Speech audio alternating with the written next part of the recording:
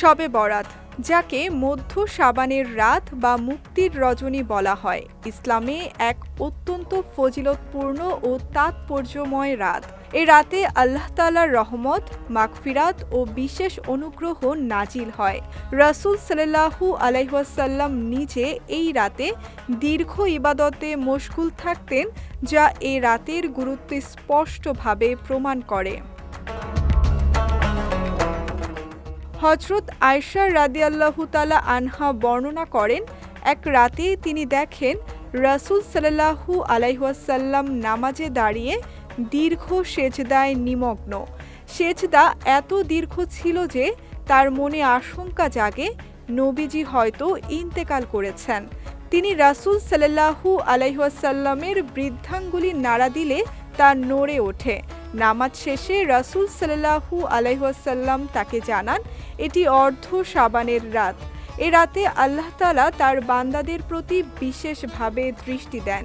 যারা ক্ষমা প্রার্থনা করে তাদের ক্ষমা করেন, যারা অনুগ্রহ কামনা করে তাদের অনুগ্রহ দান করেন এবং যারা অন্তরে বিদ্বেষ পোষণ করে তাদের নিজ অবস্থার ওপর ছেড়ে দেন।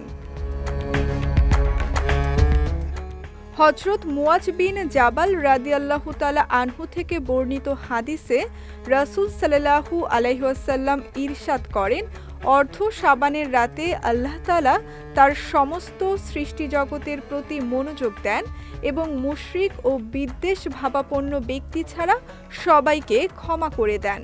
এই হাদিস থেকে বোঝা যায় এই রাত ক্ষমা লাভের এক অপূর্ব সুযোগ, তবে শিরক ও হিংসা বিদ্বেষ ক্ষমার পথে বড় বাধা। সাহাবায়ে কেরাম ও তাবেঈনদের বক্তব্যেও এ রাতের মর্যাদা প্রতিফলিত হয়েছে। হযরত ইবনে ওমর রাদিয়াল্লাহু তাআলা আনহু বলেন, কিছু রাত রয়েছে যেগুলোতে করা দোয়া প্রত্যাখ্যাত হয় না। এর মধ্যে শাবানের 14 তারিখের রাত উল্লেখযোগ্য। ন্যায়পরায়ণ খলিফা ওমর ইবনে আব্দুল আজিজ রহিমাহুল্লাহ এই রাতকে আল্লাহর রহমত বর্ষণের বিশেষ সময় হিসেবে উল্লেখ করেছেন।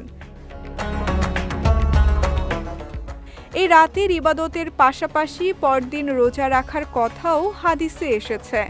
হযরত আলী রাদিয়াল্লাহু তাআলা আনহু থেকে বর্ণিত হাদিসে রাসূল সাল্লাল্লাহু আলাইহি ওয়াসাল্লাম শবে বরাত ইবাদতে কাটাতে এবং দিনের বেলা রোজা রাখতে নির্দেশ দিয়েছেন। অতএব শবে বরাত একজন মুমিনের জন্য আত্মশুদ্ধি, তওবা ও আল্লাহর নৈকট্য অর্জনের এক অনন্য সুযোগ। সঙ্গীতা শাহ, বিজয় টিভি, নিউজ ডেস্ক।